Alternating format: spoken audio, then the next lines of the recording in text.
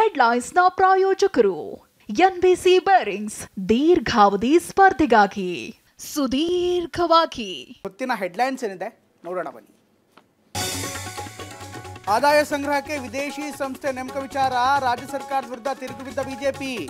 ಮೋದಿ ಸರ್ಕಾರದ ಸಲಹೆಗಾರರನ್ನ ಪ್ರಶ್ನಿಸಿ ತಿರುಗೇಟು ಕೊಟ್ಟ ಎಂಬಿ ಪಾಟೀಲ್. ಚನ್ನಪಟ್ಟಣ ಜನರ ಋಣ ತೀರಿಸ್ತೀನಿ, ಸ್ಪರ್ಧೆ ಖಚಿತ. ಬೈ ಎಲೆಕ್ಷನ್ ನಲ್ಲಿ ಗೆಲ್ಲೋ ಬಗ್ಗೆ ಡಿಸಿಎಂ ಡಿಕೆ ವಿಶ್ವಾಸ. ರಾಜಕೀಯ ಜೀವನ ಅಂತ್ಯ ಅಂದ ವಿಪಕ್ಷಗಳು. ಪವಿತ್ರ ಗೌಡಗೆ ಸಾಂತ್ವನ ಹೇಳಿದ ಪೋಷಕರು. ಮಗಳನ್ನ ನೆನೆದು ತಂದೆ ತಾಯಿ ಬಳಿ ಕಣ್ಣೀರು. ಜೈಲಿನಲ್ಲಿ ಸರಿಯಾಗಿ ನಿದ್ದೆ ಊಟ ಬಾರದೆ ತೊಳ್ಳಾಟ. ಬೆಂಗಳೂರಿನಲ್ಲಿ ಅನಧಿಕೃತ ಜಾಹೀರಾತುಗಳ ಹಾವಳಿ. ಬಿಬಿಎಂಪಿ ಕೇಂದ್ರ ಕಚೇರಿಯಲ್ಲಿ ಡಿಸಿಎಂ ಸಭೆ. ಫ್ಲೆಕ್ಸ್ ಪಾಲಿಸಿಗಳ ಬಗ್ಗೆ ಚರ್ಚೆ.